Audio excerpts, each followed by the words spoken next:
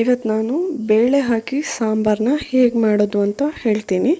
ಹಾಗೆ ಈ ವಿಡಿಯೋದಲ್ಲಿ ಕ್ವಿಕ್ಕಾಗಿ ಮನೆಯಲ್ಲಿರುವ ಐಟಮ್ನ ಹಾಕಿ ಸಾಂಬಾರು ಪೌಡರ್ ಹೇಗೆ ಮಾಡೋದು ಅಂತಲೂ ಈ ವಿಡಿಯೋದಲ್ಲಿ ತಿಳಿಸಿಕೊಡ್ತೀನಿ. ಈ ಸಾಂಬಾರು ಪೌಡರ್ನ ನೀವು ಬೇರೆ ತರಕಾರಿಗೂ ಕೂಡ ಹಾಕ್ಕೊಂಡು ಮಾಡ್ಕೋಬೋದು.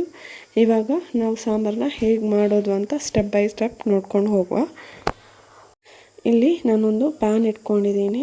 ಇದಕ್ಕೆ ಇವಾಗ ನಾನು 2 ಸ್ಪೂನು ಕೊತ್ತಂಬರಿ ಕಾಳನ್ನು ಹಾಕ್ಕೊಳ್ತಾ ಇದ್ದೀನಿ. ಇದಕ್ಕೆ ನೀವು ಆಯಿಲ್ ಹಾಕ್ಕೊಳ್ಳಿಕ್ಕಿಲ್ಲ, ಎಲ್ಲ ಡ್ರೈ ರೋಸ್ಟ್ ಮಾಡಿಕೊಂಡು ಹಾಕ್ಕೊಳ್ಳಿಕ್ಕೆ.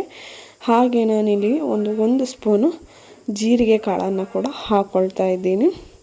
ಒಳ್ಳೆ ರೀತಿಯಲ್ಲಿ ಇದು ಡ್ರೈ ರೋಸ್ಟ್ ಆಗಬೇಕು. ಇದಕ್ಕೆ ಇವಾಗ ನಾನು 1 ಸ್ಪೂನು ತೊಗರಿಬೇಳೆನ ಹಾಕ್ಕೊಳ್ತಾ ಇದ್ದೀನಿ. ತೊಗರಿಬೇಳೆ ಹಾಕೊಂಡ ನಂತರ ಇದಕ್ಕಿವಾಗ ನಾನು ಒಂದು ಸ್ಪೂನು ಉದ್ದಿನ ಬೇಳೆನ ಕೂಡ ಹಾಕ್ಕೊಳ್ತಾ ಇದ್ದೀನಿ. ಉದ್ದಿನ ಬೇಳೆ ಹಾಕೊಂಡ ನಂತರ ಒಂದು 1/2 ಟೇಬಲ್ ಸ್ಪೂನು ಮೆಂತ್ಯ ಕಾಳನ್ನು ಹಾಕ್ಕೊಳ್ತಾ ಇದ್ದೀನಿ. ಒಂದು 1/2 ಟೇಬಲ್ ಸ್ಪೂನ್ ಹಾಕಿದರೆ ಸಾಕಾಗುತ್ತೆ. ನಿಮಗೆ ತುಂಬ ಬೇಕು ಅಂತ ಇದ್ದರೆ ನೀವು ಕ್ವಾಂಟಿಟಿನ ಜಾಸ್ತಿ ಮಾಡಿಕೊಂಡ್ರೆ ಆಯಿತು. ಹಾಗೆ ನಾನಿಲ್ಲಿ 4 ಬ್ಯಾಡಗಿ ಮೆಣಸನ್ನು ಹಾಕ್ಕೊಳ್ತಾ ಇದ್ದೀನಿ. ಖಾರಕ್ಕೆ ಬೇಕಾಗಿ ನಾನು ಗುಂಟೂರು ಮೆಣಸನ್ನು ಕೂಡ ಇಲ್ಲಿ 1 ಹಾಕ್ಕೊಳ್ತಾ ಇದ್ದೀನಿ. ನಿಮಗೆ ಖಾರ ಜಾಸ್ತಿ ಬೇಕು ಅಂದಿದ್ರೆ ಸ್ವಲ್ಪ ಜಾಸ್ತಿ ಹಾಕ್ಕೊಳ್ಳಿ. ಹಾಗೆ ನಾನು ಇದಕ್ಕೆ ಸ್ವಲ್ಪ ಕರಿಬೇವಿನ ಸೊಪ್ಪನ್ನು ಕೂಡ ಹಾಕ್ಕೊಳ್ತಾ ಇದ್ದೀನಿ. ಹಾಕ್ಕೊಂಡು ಒಮ್ಮೆ ಇದನ್ನು ಚೆನ್ನಾಗಿ ನೀವು ಡ್ರೈ ರೋಸ್ಟ್ ಮಾಡ್ಕೋಬೇಕು. ಇದು ಚೆನ್ನಾಗಿ ರೋಸ್ಟ್ ಆಗಬೇಕು. ನಿಮಗೆ ಇಲ್ಲಿ ಇದ್ದ ಎಲ್ಲ ಐಟಮ್ ಕೂಡ ಒಂಥರ ಬ್ರೌನ್ ಕಲರಿಗೆ ಟರ್ನ್ ಆಗಬೇಕು. ಹಾಗೆ ಇದು ರೋಸ್ಟ್ ಆದರೆ ಅಷ್ಟೇ ನಿಮಗೆ ಸಾಂಬಾರು ಪೌಡರ್ ತುಂಬ ಪರಿಮಳ ಆಗಿ ಬರೋದು. ನಿಮಗೆ ರೋಸ್ಟ್ ಆದಾಗ ಪರಿಮಳ ಬರುತ್ತೆ ಆಲ್ಮೋಸ್ಟ್. ಈ ಥರ ಕರೆಕ್ಟಾಗಿ ಅದನ್ನು ಗ್ಯಾಸನ್ನು ಲೋ ಫ್ಲೇಮಲ್ಲೇ ಇಟ್ಕೊಳ್ಳಿ, ಫಾಸ್ಟಲ್ಲಿ ಇಟ್ಕೋಬೇಡಿ. ಇದು ರೋಸ್ಟ್ ಆಗಬೇಕು ಚೆನ್ನಾಗಿ. ಆಯಿಲ್ ಹಾಕದೇನೆ ಮಾಡ್ಕೋಬೇಕು. ಇದನ್ನು ಒಮ್ಮೆ ಚೆನ್ನಾಗಿ ರೋಸ್ಟ್ ಆದ ನಂತರ ಇದನ್ನು ನಾವು ಗ್ರೈಂಡ್ ಮಾಡ್ಕೊಳ್ಬೇಕು. ಇದು ತಣ್ಣಗಾದ ನಂತರ ನಾನು ಇವಾಗ ಇದನ್ನು ಮಿಕ್ಸಿ ಜಾರ್ಗೆ ಹಾಕ್ಕೊಳ್ತಾ ಇದ್ದೀನಿ.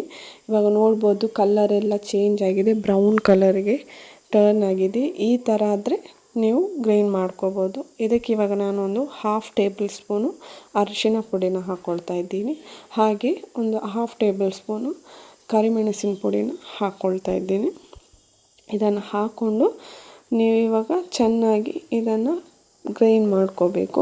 ಇದಕ್ಕೆ ನೀರನ್ನೆಲ್ಲ ಹಾಕ್ಕೋಬೇಡಿ.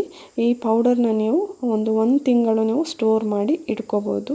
ಇವಾಗ ಪೌಡರ್ ರೆಡಿಯಾಗಿದೆ ನೋಡ್ಬೋದು ನೀವು. ಈ ಥರ ಪುಡಿ ಆಗಬೇಕು. ಚೆನ್ನಾಗಿ ಪುಡಿ ಆದರೆ ಅಷ್ಟೇ ಚೆನ್ನಾಗಾಗುತ್ತೆ. ಇವಾಗ ನೋಡ್ಬೋದು ನೀವು ರೆಡಿಯಾಗಿದೆ. ಇದನ್ನು ನೀವು ಫ್ರಿಜ್ಜಲ್ಲಿ ಕೂಡ ಸ್ಟೋರ್ ಮಾಡಿ ಇಟ್ಕೋಬೋದು. ಈ ಥರ ಪೌಡರ್ ಆದರೆ ಸಾಕು ನೀವು. ನಂತರ ಇಲ್ಲಿ ನಾನು ಒಂದು ಕುಕ್ಕರನ್ನು ತಗೊಂಡಿದ್ದೀನಿ. ಈ ಕುಕ್ಕರಿಗೆ ಇವಾಗ ನಾನು ಸ್ವಲ್ಪ ನೀರು ಹಾಕ್ಕೊಂಡು ನಾನು ಬೇಳೆನ ನೆನೆಸಿ ಹಾಕಿ ಇಟ್ಕೊಂಡಿದ್ದೆ 2 ಅವರ್ ಆದ ನಂತರ ನಾನು ಇವಾಗ ಕುಕ್ಕರ್ಗೆ ಹಾಕ್ಕೊಂಡಿದ್ದೀನಿ. ಇದನ್ನು ಇವಾಗ ನೀವು ಚೆನ್ನಾಗಿ ಬೇಯಿಸ್ಕೋಬೇಕು. ಇದಕ್ಕೆ ಇವಾಗ ನಾನು 1/2 ಟೇಬಲ್ ಸ್ಪೂನು ಅರಶಿನ ಪುಡಿನ ಹಾಕ್ಕೊಳ್ತಾ ಇದ್ದೀನಿ. 2 ಬೆಳ್ಳುಳ್ಳಿನ ಹಾಕ್ಕೊಳ್ತಾ ಇದ್ದೀನಿ. ಹಾಕ್ಕೊಂಡು ಇದನ್ನು ಇವಾಗ ನಾನೊಂದು 3-4 ವಿಸಿಲ್ ಕೂಗಿಸ್ಕೊಳ್ತೀನಿ. ಇವಾಗ ನೋಡ್ಬೋದು ಬೇಳೆ ಚೆನ್ನಾಗಿ ಬೆಂದಿದೆ. ಇದನ್ನು ನೀವು ಚೆನ್ನಾಗಿ ಸ್ಮ್ಯಾಶ್ ಮಾಡ್ಕೋಬೇಕು. ನಾನಿಲ್ಲಿ ಲೈಟಲ್ಲಿ ಸ್ಮ್ಯಾಶ್ ಮಾಡ್ಕೋತಾ ಇದ್ದೀನಿ. ನೀವು ಚೆನ್ನಾಗಿ ಸ್ಮ್ಯಾಶ್ ಮಾಡಿಕೊಂಡ್ರೆ ಸಾಂಬಾರು ಇನ್ನೂ ಟೇಸ್ಟ್ ಆಗುತ್ತೆ. ನಂತರ ನಾನು ಅದೇ ಕುಕ್ಕರಿಗೆ ಸ್ವಲ್ಪ ನೀರನ್ನು ಹಾಕ್ಕೊಂಡು ನಾನು ಕಟ್ ಮಾಡಿ ಇಟ್ಕೊಂಡಂಥ ತರಕಾರಿನ ಎಲ್ಲ ಹಾಕ್ಕೊಳ್ತಾ ಇದ್ದೀನಿ. ನಿಮಗೆ ಯಾವುದೆಲ್ಲ ಸಾಂಬಾರಿಗೆ ತರಕಾರಿ ಬೇಕೋ ಅದನ್ನೆಲ್ಲ ಹಾಕ್ಕೋಬೋದು. ನಾನಿಲ್ಲಿ ಇವಾಗ ಎಲ್ಲ ತರಕಾರಿನ ಆವಾಗಲೇ ಕಟ್ ಮಾಡಿ ಇಟ್ಕೊಂಡಿದ್ದೆ. ಇವಾಗ ಇದಕ್ಕೆ ನಾನು ರುಚಿಗೆ ಎಷ್ಟು ಉಪ್ಪು ಬೇಕು ಅಷ್ಟು ಉಪ್ಪನ್ನು ಹಾಕ್ಕೊಳ್ತಾ ಇದ್ದೀನಿ. ತರಕಾರಿಗೆ ಈ ಟೈಮಲ್ಲಿ ಉಪ್ಪು ಹಾಕ್ಕೊಂಡ್ರೆ ಚೆನ್ನಾಗಿ ಇಳ್ಕೊಳ್ಳುತ್ತೆ. ಹಾಗಾಗಿ ನಾನು ಉಪ್ಪು ಹಾಕ್ಕೊಂಡು ಇದನ್ನು ಕೂಡ 2 ವಿಸಿಲ್ ಕೂಗಿಸ್ಕೊಳ್ತೀನಿ. ಇವಾಗ ನೋಡ್ಬೋದು ತರಕಾರಿ ಚೆನ್ನಾಗಿ ಬೆಂದಿದೆ. ಈ ಥರ ಬೆಂದರೆ ಸಾಕಾಗುತ್ತೆ.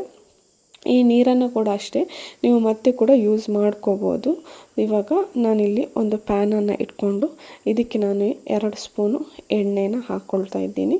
ಎಣ್ಣೆ ಬಿಸಿ ಆದಾಗೆ ಇಲ್ಲಿ ನಾನು ಸಾಸಿವೆ ಕಾಳನ್ನು ಹಾಕ್ಕೊಳ್ತಾ ಇದ್ದೀನಿ. ಸಾಸಿವೆ ಚೆನ್ನಾಗಿ ಈ ಥರ ಹೊಡಿಬೇಕು. ನಂತರ ಇದಕ್ಕೆ ನಾನು ಸ್ವಲ್ಪ ಜೀರಿಗೆನ ಕೂಡ ಹಾಕ್ಕೊಳ್ತಾ ಇದ್ದೀನಿ.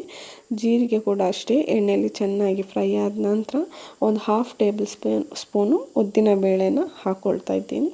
ಉದ್ದಿನ ಬೇಳೆ ಕೂಡ ಅಷ್ಟೇ ಎಣ್ಣೆಯಲ್ಲಿ ಸ್ವಲ್ಪ ಫ್ರೈ ಆದ ನಂತರ ಇದಕ್ಕೆ ಕರಿಬೇವಿನ ಸೊಪ್ಪು ಹಾಗೆ ನಾನೊಂದು 2 ಜಜ್ಜಿದ ಬೆಳ್ಳುಳ್ಳಿನ ಕೂಡ ಹಾಕ್ಕೊಳ್ತಾ ಇದ್ದೀನಿ.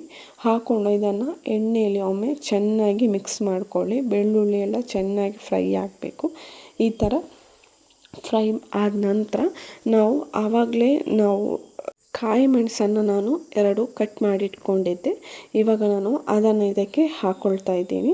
ಕಾಯಿ ಮೆಣಸು ಸ್ವಲ್ಪ ಖಾರಕ್ಕೆ ಒಳ್ಳೆಯದಾಗುತ್ತೆ, ಹಾಗಾಗಿ ಹಾಕ್ಕೊಳ್ತಾ ಇದ್ದೀನಿ. ಹಾಕ್ಕೊಂಡು ಇದನ್ನು ಚೆನ್ನಾಗಿ ಒಮ್ಮೆ ಫ್ರೈ ಮಾಡ್ಕೊಳ್ಳಿ. ನಂತರ ನಾವು ಆವಾಗಲೇ ಬೇಯಿಸಿ ಇಟ್ಕೊಂಡಂಥ ಬೇಳೆನ ಹಾಕ್ಕೊಳ್ತಾ ಇದ್ದೀನಿ. ಬೇಳೆ ಕೂಡ ಅಷ್ಟೇ, ಇದು ಚೆನ್ನಾಗಿ ಇನ್ನೂ ಸ್ಮ್ಯಾಶ್ ಆಗಬೇಕು. ಇದನ್ನು 1 ನಿಮಿಷ ಚೆನ್ನಾಗಿ ಒಮ್ಮೆ ಮಿಕ್ಸ್ ಮಾಡ್ಕೊಳ್ಳಿ. ಎಣ್ಣೆಯಲ್ಲಿ ಒಗ್ಗರಣೆ ಹಾಕಿದ್ದೆ ಎಲ್ಲ ಬೇಳೆಯಲ್ಲಿ ಚೆನ್ನಾಗಿ ಮಿಕ್ಸ್ ಆಗಬೇಕು. ಈ ಥರ ಮಿಕ್ಸ್ ಆದ ನಂತರ ಇದಕ್ಕೆ ನಾನು ಇವಾಗ ಒಂದು ತರಕಾರಿನ ನಾವು ಆವಾಗಲೇ ಕುಕ್ಕರಲ್ಲಿ ಬೇಯಿಸ್ಕೊಂಡು ಇಟ್ಕೊಂಡಿದ್ವಲ್ಲ, ಅದು ಎಲ್ಲ ತರಕಾರಿನ ಹಾಕ್ಕೊಳ್ತಾ ಇದ್ದೀನಿ. ನಾನು ಇದರಲ್ಲಿದ್ದ ನೀರನ್ನು ಸ್ವಲ್ಪ ಸಪ್ರೇಟಾಗಿ ಇಟ್ಕೊಂಡಿದ್ದೀನಿ. ಮತ್ತೆ ಬೇಕು ಅಂತ ಇದ್ದರೆ ಹಾಕ್ಕೋಬೋದು ಅಂತ. ಇವಾಗ ನಾನು ಸ್ವಲ್ಪ ನೀರನ್ನು ಇಲ್ಲಿ ಹಾಕ್ಕೊಳ್ತೀನಿ.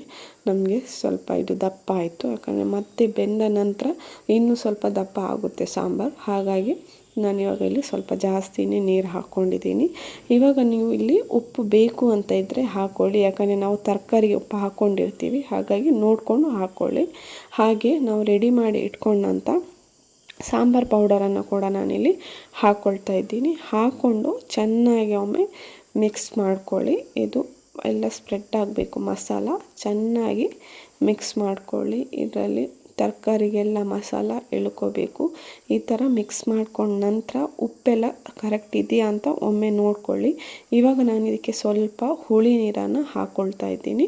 ಹುಳಿ ನೀರು ಹಾಕ್ಕೊಂಡ ನಂತರ ನಾನು ಇವಾಗ ಇಲ್ಲಿ ಒಂದು 5 ನಿಮಿಷ ಚೆನ್ನಾಗಿ ಬೇಯಿಸ್ಕೊಳ್ತೀನಿ, ಯಾಕಂದರೆ ಸಾಂಬಾರು ಪೌಡರ್ ನಾವು ಹಾಕ್ಕೊಂಡಿದ್ದೀವಲ್ಲ, ಹಾಗಾಗಿ ಇವಾಗ ಒಂದು 5 ನಿಮಿಷ ಆಗಿದೆ. ನೀವು ನೋಡ್ಬೋದು ಚೆನ್ನಾಗಿ ಕುದಿ ಬರ್ತಾ ಇದೆ ಸಾಂಬಾರು. ಈ ಥರ ಕುದಿ ಬಂದಾದಾಗ ನೀವು ಉಪ್ಪು ಹುಳಿ ಎಲ್ಲ ಒಮ್ಮೆ ಚೆಕ್ ಮಾಡಿ ನೋಡ್ಕೊಂಡು ಹಾಕ್ಕೊಳ್ಳಿ. ನಂತರ ಇಲ್ಲಿ ನಾನು ಕಟ್ ಮಾಡಿದ ಕೊತ್ತಂಬರಿ ಸೊಪ್ಪನ್ನು ಕೂಡ ಇಲ್ಲಿ ಹಾಕ್ಕೊಂಡು ಸ್ಟವ್ನ ಆಫ್ ಮಾಡ್ಕೊಳ್ತಾ ಇದ್ದೀನಿ. ಇವಾಗ ನೀವು ನೋಡ್ಬೋದು ಬೇಳೆ ಹಾಕಿ ಸಾಂಬಾರು ರೆಡಿಯಾಗಿದೆ. ಒಮ್ಮೆ ಟ್ರೈ ಮಾಡಿ ನೋಡಿ.